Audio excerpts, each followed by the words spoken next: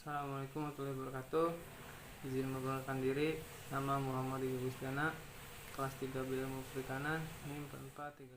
Nah teman-teman, sebelumnya itu saya akan menjelaskan apa itu balak utak atau sebutan juga sotong.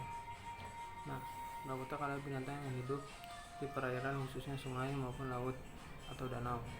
Hewan ini dapat ditemukan di hampir semua perairan yang berukuran besar, baik di air tawar, air payau, maupun air asin. Pada kedalaman bervariasi dari dekat permukaan hingga beberapa ribu meter di bawah permukaan.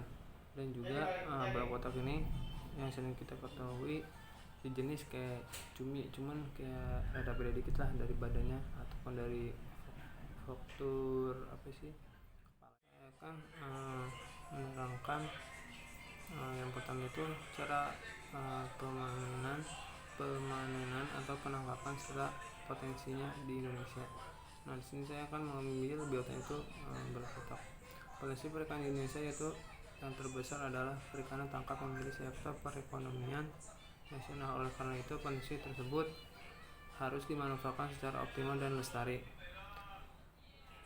Potensi perikanan tangkap di Kabupaten Cirebon berdasarkan data statistik Dinas Kelautan dan Perikanan Kabupaten Cirebon tahun 2015 dari atas ikan pelagis besar yaitu 5.627 ton atau tahun, ikan pelagis kecil 11.425 ton atau tahun, ikan demersal 4.261 ton atau tahun, kerang 331 ton atau tahun. Nah, potensi tersebut memungkinkan jika subsektor perikanan tangkap dapat berperan sebagai basis ekonomi dalam peningkatan pendapatan daerah tersebut.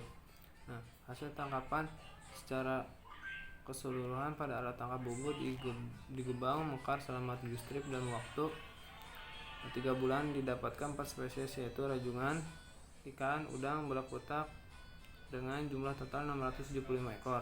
Nah, hasil tangkapan utama yaitu rajungan yang berjumlah 368 ekor, sedangkan hasil tangkapan sampingan bubu lipat yaitu 66 ekor, udang 124 ekor, dan balak utak 117 ekor. Sehingga HTU memiliki persentase 55% lebih besar daripada HTS yang hanya 45%. Yang kedua itu cara penanganannya. Nah, selain udang dan kepiting, salah satu seafood yang juga banyak digemari adalah balak utak atau sotong. Nah, teksturnya yang kenyal dan rasanya yang gurih membuat siapapun yang menyantapnya ketagihan. Ada beberapa cara penanganan balak utak yang baik dan benar. Yang pertama, pilih balak utak yang masih segar, ya kan. Sebelum membeli balak utak, pastikan kondisinya itu masih segar dan tidak busuk. Dan juga perhatikan pula aroma dagingnya. Jika tercium bau amis yang berlebihan, maka bisa pastikan balak utak tersebut tidak segar. Nah, yang kedua itu jangan menyimpan terlalu lama. Kalau terlalu lama akan membuat bau amis semakin menyengat. Selain itu, teksturnya pun akan menjadi lembek dan berair. Nah, yang ketiga itu cuci hingga bersih sehingga dengan air yang mengalir, dan pastikan membuang tinta yang ada di dalamnya. Agar mudah diolah, cabut tulang rawan yang menyerupai plastik di bagian dalamnya, lalu cuci hingga bersih. Antara itu lumuri dengan jeruk nipis atau jahe. Setelah dibersihkan, lumuri permukaan si balak utak itu dengan air dengan jeruk nipis dan biarkan selama kurang lebih 5-10 menit.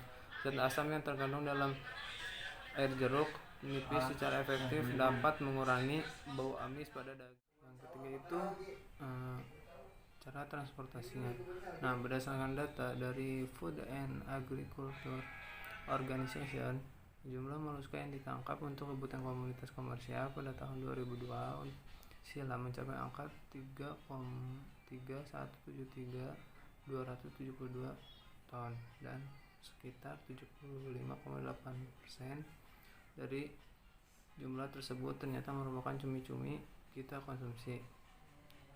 Sebagian besar di kampung saya sendiri produksi cumi pada masa pandemi ini cukup susah dikarenakan para nelayan dia lumayan menangkap cumi itu tidak kayak biasanya, dan juga proses penjualannya juga cukup terbatas atau kurang. Itu cara ekspor impornya disesuaikan dengan kode HS.